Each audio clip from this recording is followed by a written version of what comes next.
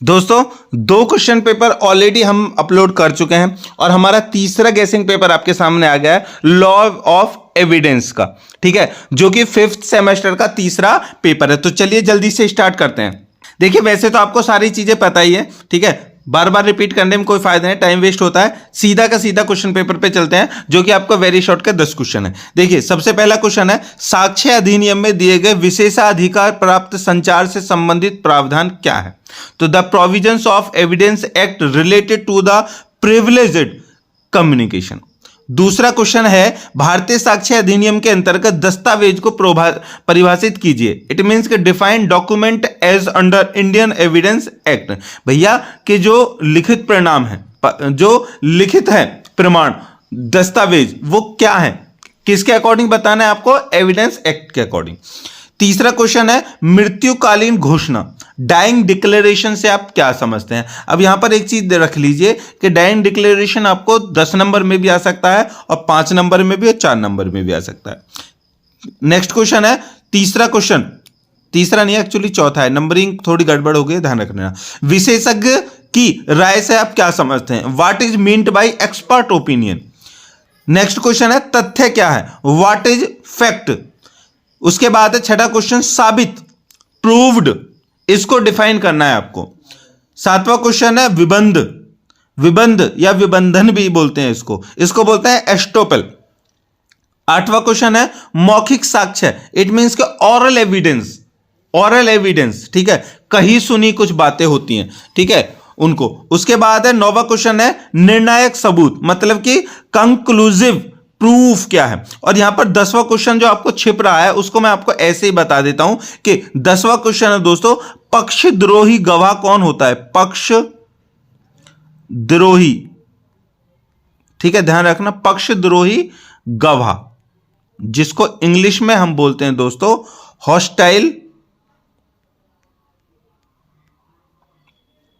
Witness.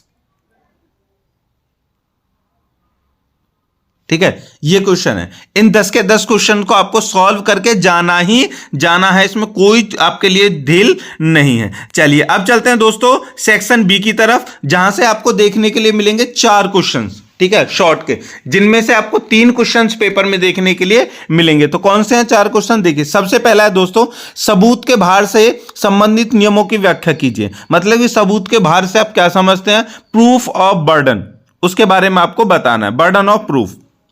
दूसरा है, अनुश्रुत साक्ष्य नहीं है, मतलब कही सुनी बातें जो हैं वो साक्षी नहीं है। इस कथन की व्याख्या कीजिए, वे अपवादों का उल्लेख कीजिए। Hearsay evidence is no evidence, explain and state the exceptions, sorry. उसके बाद है तीसरा, गवाही कौन दे सकता है? क्या एक जज अथवा मजिस्ट्रेट सक्षम गवाह है? उदाहरण सहित बताइए। Who may testify, is a जज और मजिस्ट्रेट ए कंपिटेंट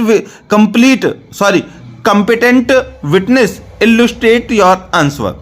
चौथा क्वेश्चन है, विवादक तथ्य किसे कहते हैं? वे तथ्य जो अन्यथा सुसंगत नहीं है। कब सुसंगत है? उदाहरण से ही समझाइए। देखिए, क्वेश्चन थोड़ा सा अड़बड़ा सा लग रहा होगा, लेकिन इंग्लिश से समझते हैं। What is the fact in issue? When are facts not otherwise relevant और relevant? इसको मतलब आपको क्या करना है? इल्युस्ट्रेट करना है, ठीक है। तो ये जो विवादक है ना, इसको विवादक भी बोलते हैं, विवादक, विवादय, ठीक है, विवाद, जो विवाद होते हैं ना उससे इसको लिया गया है। चलिए, ये थे आपके 4 क्वेश्चन शॉर्ट के। अब चलते हैं 5 क्वेश्चन से हमारे लॉन्ग के। लॉन्ग का क्वेश्चन पहला है, स्वीकृति और संस्वीकृति में अंतर स्पष्ट कीजिए। एक वैध संस्वीकृति के आवश्यक तत्वों की व्याख्या कीजिए। क्या न्यायालय एक अभियुक्त की संस्वीकृति के एकमात्र आधार पर उसे दंडित कर सकता है? तो distinguish between admission and confession. Discuss the essential of a valid confession. Can the court convict N accused solely on the basis of confessions? या फिर स्वीकृति क्या होती है, कब सिद्ध करने के लिए सुसंगत होती है? उदाहरण सहित उत्तर दीजिए। What is admission? What is relevant to be proved, illustrate your answer. देखिए ये क्वेश्चन मैं बता रहा हूं आपको कब का है, ये क्वेश्चन तब का है कि जब जो एक्यूज्ड है, मतलब कि जो अपराधी के मतलब अपराधी है जिसको पुलिस ने एज ए अपराधी गिरफ्तार किया है, कोर्ट के सामने भेज दिया है, कोर्ट उससे उसके सारे उसके सबूत पूछने से या कुछ भी करने से पहले पूछते हैं हाँ भी तूने ये जुर्म किया है। अगर वो कह देता है कि जी हाँ मैंने जुर्म किया है, तो क्या उसने अपना जुर्म कबूल कर लिया, तो क्या उस समय कोर्ट उसको फांसी या सजा दे सकती है या फिर कुछ और सोचेगी? वो सारी चीजों के बारे में, इस क्वेश्चन के बारे में, ठीक है, डिटेल में पढ़ो, जल्दी से जाकर के प्ले लिस्ट में जाना। बहुत अमेजिंग क्वेश्चन है, मजा आ जाएगा। दूसरा क्वेश्चन है, मुख्य परीक्षा, प्रति परीक्षा तथा पुनः परीक्षा की व्याख्या कीजिए। किन परिस्थितियों में एक पक्षकार अपने ही साक्षी की प्रति परीक्षा कर सकता है? तो explain examination in chief, cross examination and re examination. In what circumstances A party can cross examine his on witness. ठीक है, तीनों क्रॉस एग्जामिन क्या होते हैं, मतलब कि बहस क्या होती है, जिरह क्या होती है, इस सभी के बारे में आपको पूछा जाएगा इस क्वेश्चन में। चलिए आगे चलते हैं दोस्तों, क्वेश्चन नंबर 3। देखिए यहां पर थोड़ी गड़बड़ हो गई है, ठीक है, लेकिन एक नहीं, यहां पर 3 है। देखिए क्वेश्चन नंबर 3 है, प्राथमिक एवं द्वितीयक साक्ष्य के अंतर स्पष्ट कीजिए।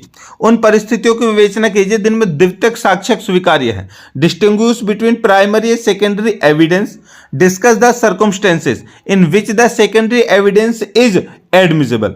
और एक व्यक्ति के विवादास्पद हस्तलेख किन प्रकारों से प्रमाणित किए जाते हैं? हस्त विशेषक की साक्ष्य की स्वीकार्यता का उल्लेख कीजिए। How is the dispute handwriting of a person proved?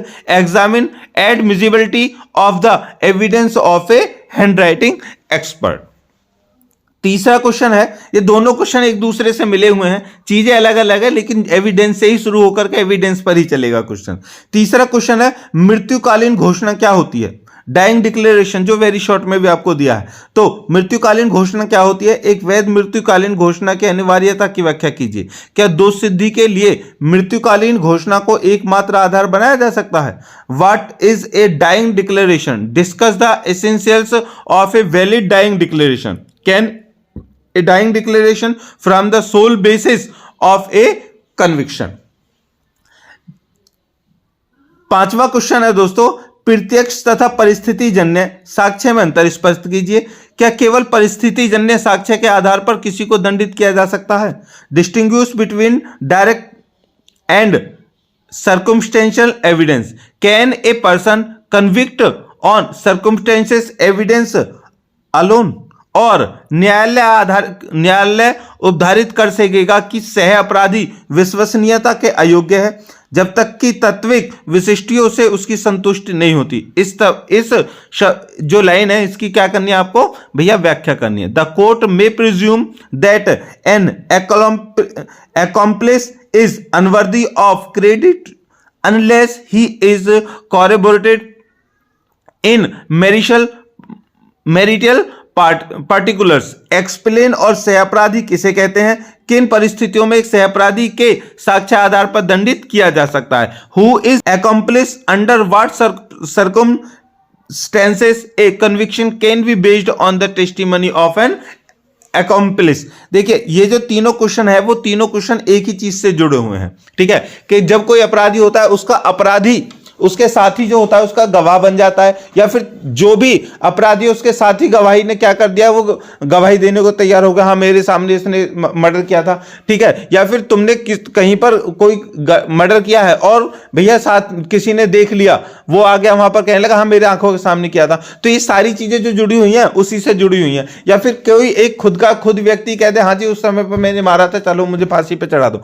इन सारी चीजों के बारे में देखना है। या फिर कोई ऐसी कंडीशन है जहां पे डायरेक्टली लिंक हो गई हो और तुम्हारे खिलाफ सबूत आ गए हो, ठीक है, तो उस समय क्या कंडीशन होती है, क्या एक अदालत निर्णय लेती है, ठीक है, इन सारी चीजों के बारे में आपको इसमें क्वेश्चन में पढ़ेंगे और आप पेपर में देखने के लिए मिलेगा आपको ये क्वेश्चन, ठीक है। तो ये थे दोस्तों हमारे